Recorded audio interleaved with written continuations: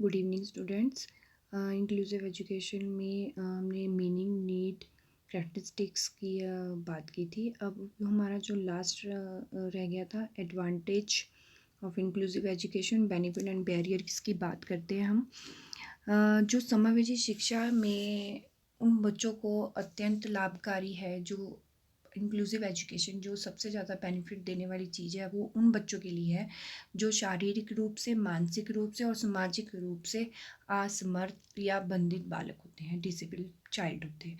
उनके जो विकास के लिए जो शिक्षा है, वो इंक्लूसिव एजुकेशन जो है वो बहुत ही आवश्यक मानी गई है, क्योंकि उन बच्चों को वो अधिकार दिए गए हैं। क्योंकि देखो बेटा, नॉर्मल स्कूल्स में इन बच्चों को पहले एडमिशन नहीं दी जाती थी, तो वो बच्चे वो नॉर्मल एजुकेशन नहीं ले पाते थे, और स्पेशल एजुकेशन का खर्चा इतना होता था कि अगर वो कम डिसेबल्ड चाइल्ड हैं, उनके अंदर अगर थोड़ी कम वृत्ति है उस चीज़ की, तो वो उस चीज़ को वो ग्रहण नहीं कर पाते थे।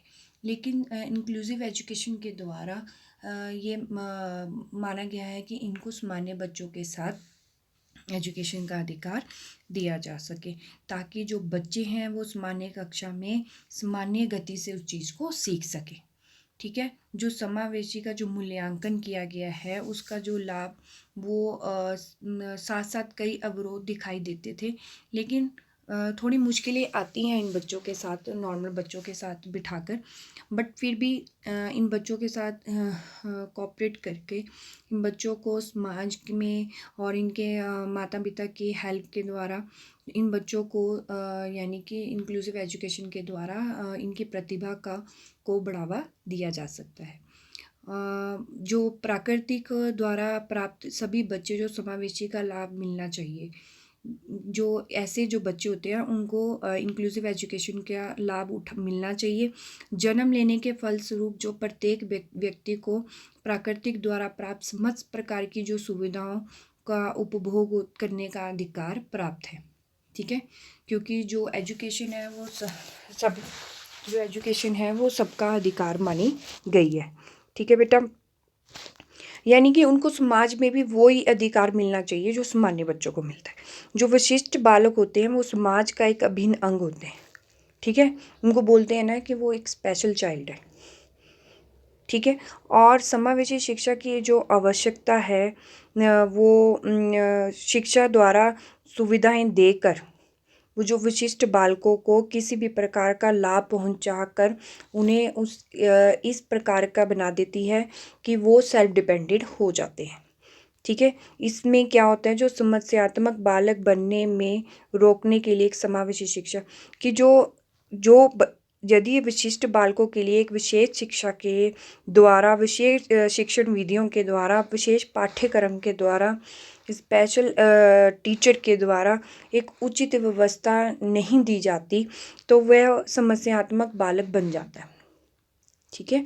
अगर उन्हें मान लो कि वो वही बात आती है, अगर वो ठीक है, वो ज़्यादा डिसिप्लिन नहीं है, लेकिन उसके अंदर वो मान लो कि हीन भावना आती है कि उसका जो दूसरा सामान्य बालक है वो हर चीज़ कर लेता है और वो नहीं कर पाता है। लेकिन जो ये इंक्लूसिव एजुकेशन के द्वारा इससे दूर किया जा सकता है। ठीक है। इसे शिक्षा उपलब्ध करवाई जा सकती है। अधिकतम के विकास के लिए बहुत ज़रूरी है। जनता के द्वारा जो विशिष्ट बालकों के लिए विशेष शिक्षा की आवश्यकता होती है, उन बालकों को अधिक से अधिक विकास हो सके। यानी कि जो इंक्लूसिव एजुकेशन है ये इसलिए बनाई गई है ताकि उन बच्चों का अधिक से अधिक विकास हो सके, उनकी जो प्रतिभा है वो समाज के सामने आगे आ सके।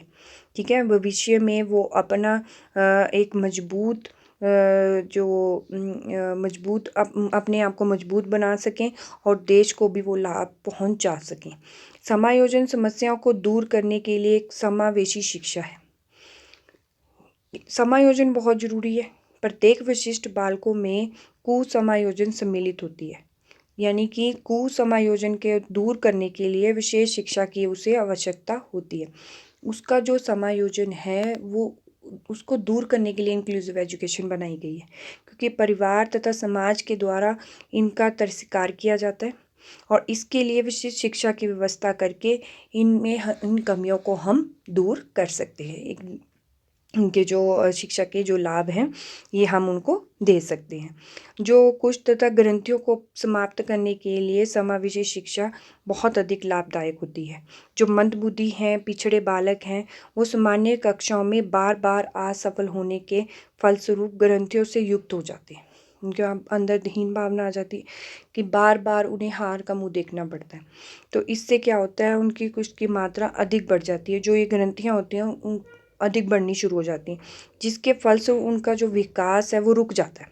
और इसलिए उनसे मुक्ति पाने के लिए विशेष शिक्षा की हमें आवश्यकता पड़ती है। और ये विशेष शिक्षा के द्वारा उन्हें हमें उनके अंदर की जो ये जो ग्रंथि होती है, कुष्ठ होता है, उनको दूर किया जा सकता है।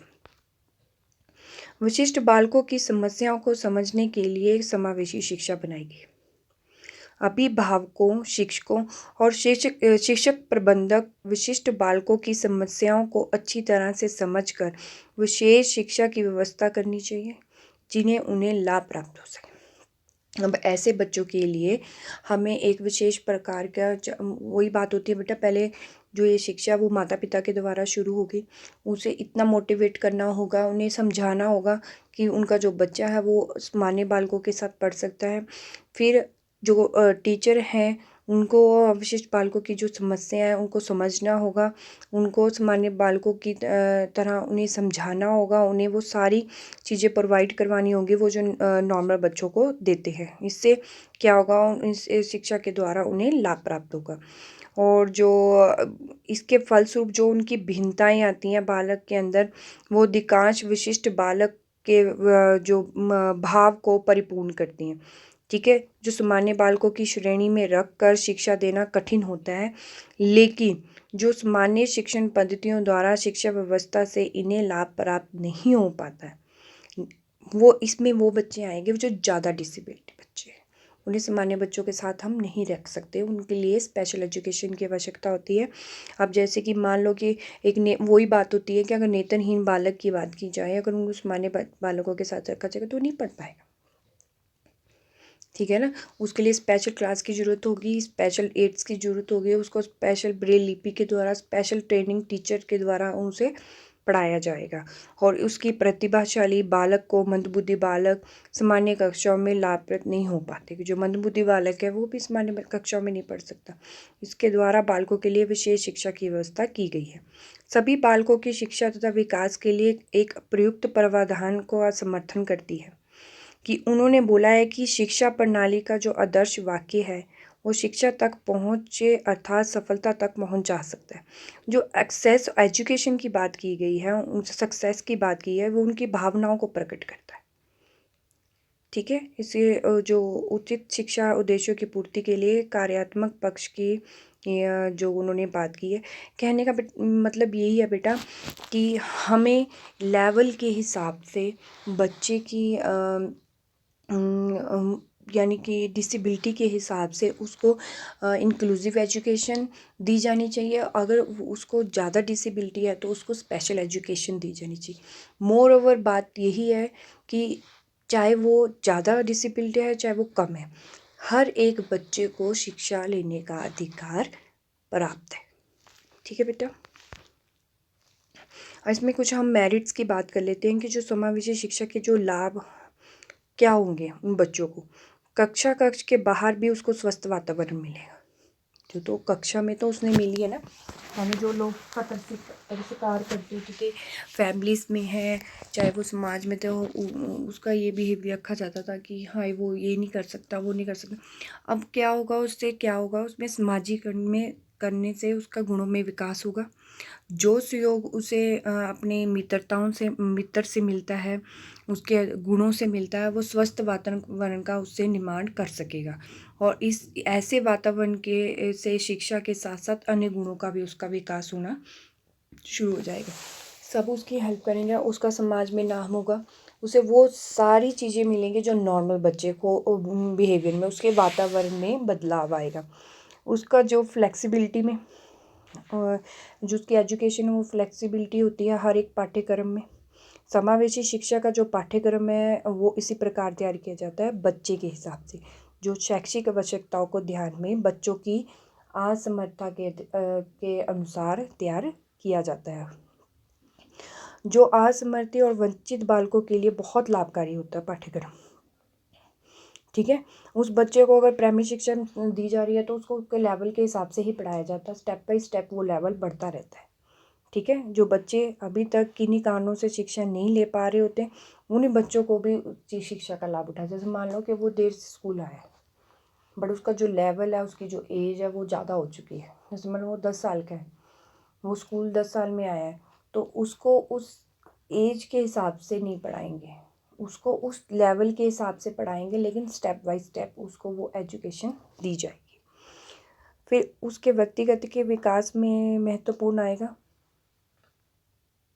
ठीक है, व्यक्तिगत विकास में बहुत महत्वपूर्ण आएगा, क्योंकि जो समावेशी शिक्षा है वो बालक के व्यक्तिगत विकास के लिए बहुत लाभदायक होती है, क्योंकि वो जो बच्चा है टीम वर्क करेगा, प्रोजेक्ट वर्क करेगा।